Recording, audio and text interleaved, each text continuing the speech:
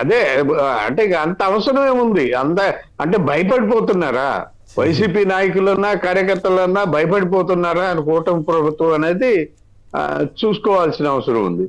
ఆ ఒక ఒక ప్రత్యేకంగా ఒక ఆఫీసు పెట్టి ఫోన్లు ట్యాపింగ్ కోసం లేదా ఫోన్ నెంబర్లు కలెక్ట్ చేసుకోవడం కోసం ఇంత చేయాల్సిన అవసరం అయితే లేదు. చేస్తున్నారు అంటే భయపడిపోతున్నారు అనే అర్థం. లేదా అణగదొక్కేయడానికి ప్రత్యర్థి పార్టీలని ప్రతిపక్ష పార్టీలను అణగదొక్కేయడానికి తీవ్రమైన చర్యలు తీసుకుంటున్నారని చెప్పుకోవాలి. అంతకు మించి దీనికి వేరే ఇదే ఉండదండి. రైట్, మీరేమంటారు? నిజమేనా మీ ఇళ్లలో వాళ్ళ ఫోన్లు కూడా కలెక్ట్ చేస్తున్నారేమో, మరి తెలుసుకున్నారా? అంటే గతంలో కూడా అట్లాగే చేశాడు చంద్రబాబు గారు. 2014-19 అప్పుడు కూడా ఇదే ఏబి వెంకటేశ్వరరావుని పెట్టి ఫోన్లు ట్యాపింగ్, ఎమ్మెల్యేల ఫోన్లు ట్యాప్ చేసి ఎమ్మెల్యేలకు సంబంధించి వాళ్ళకి ఏమైనా ఆర్థిక ఇబ్బందులు ఉన్నాయన్నీ చూసి వాళ్ళని ఆ పార్టీలోకి తీసుకునే కార్యక్రమం చేసి 67 మందిలో 23 మందిని తీసుకున్నారు.